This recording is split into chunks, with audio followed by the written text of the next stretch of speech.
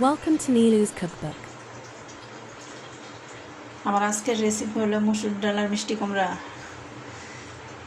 ডালের সাথে মিষ্টি কুমড়া দিয়ে রান্না করব।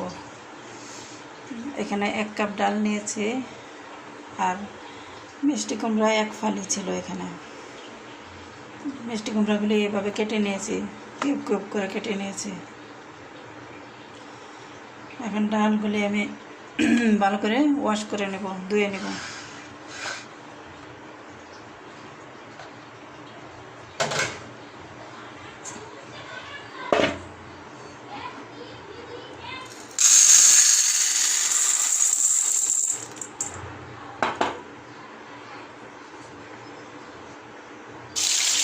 পানি দিয়ে ভালো করে ধুয়ে নেব ডালগুলো।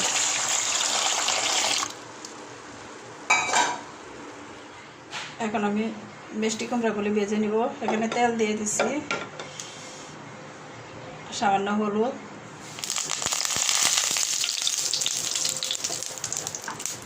এখন কুমড়াগুলি দিয়ে দিচ্ছি।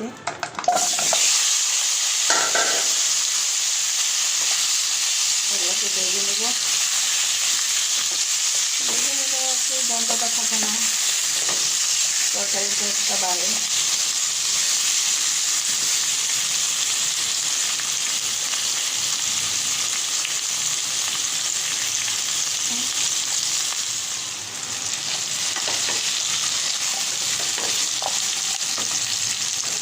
সাথে আমি কয়েকটা ভেন্ডি দিয়ে দিচ্ছি।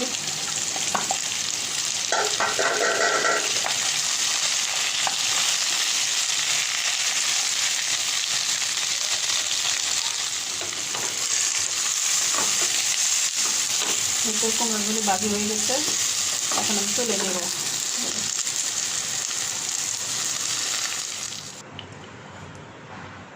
এখন আমি সামান্য তেল দেওয়ার পরে আবার একটু মেথি দিয়ে দিচ্ছি।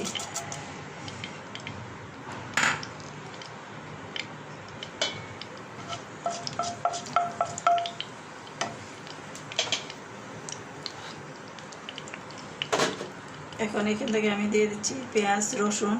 এখানে রসুন আমি কিছু রসুন আস্ত রাখছি, কিছু রসুন কেটে দিছি, আর একটা তেজপাতা।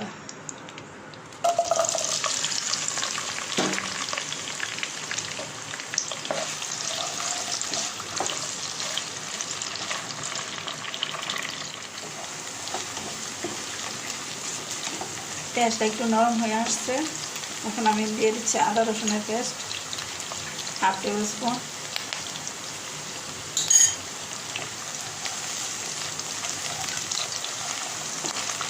এটা একটু নেড়ে চেড়ে নিব, কারণ আদা রসুনের কাঁচা ভাবটা চলে যেতে হবে। এখন দিয়ে দিচ্ছি এখানে হলুদের পাউডার আছে 1 টিস্পুন, মরিচ পাউডার 1 টিস্পুন, আর ধনিয়া পাউডার 1 টেবিল স্পুন, লবণ আছে এখানে পরিমাণ মতো, সব একসাথে দিয়ে দিলাম।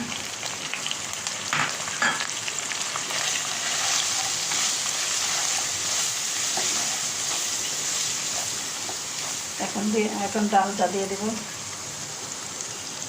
ডালটা দিয়ে দিচ্ছি।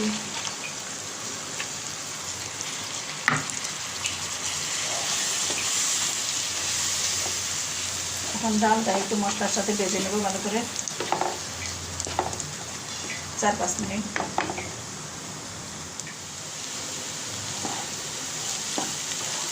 যে ডালটা ভাজা হয়ে গেছে, এটা ভালো করে ভেজে নিতে হবে, না নিলে দেখা যায় যে ডালের কাঁচা গন্ধটা থেকে যায়।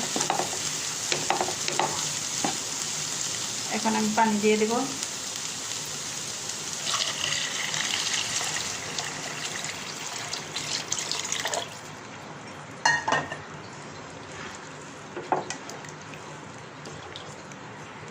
এখানে আমি 3 কাপ পরিমাণ পানি দিয়েছি।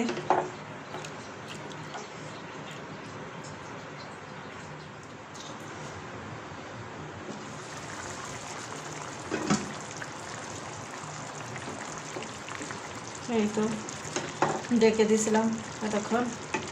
এখন কয়েকটা কাঁচামরিচ দিয়ে দিছি। এখন সেই মিষ্টি কুমড়াগুলি দিয়ে দেবো, ভেজে রাখি মিষ্টি কুমড়া।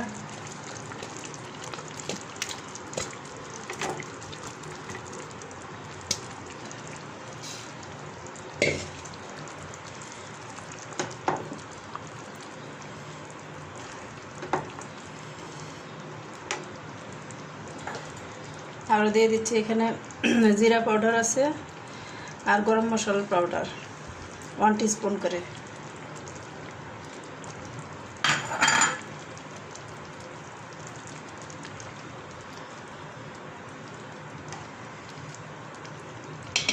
এখন ঢেকে দিচ্ছি।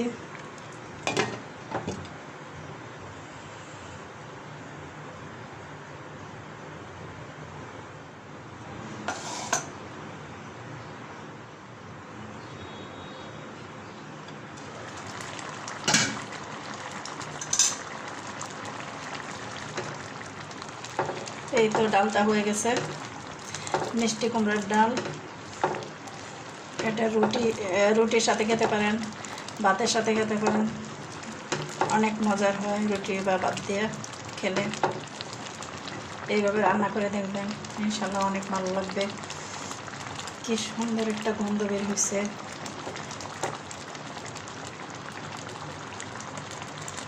এখন আমি চুলাটা বন্ধ করে দিচ্ছি।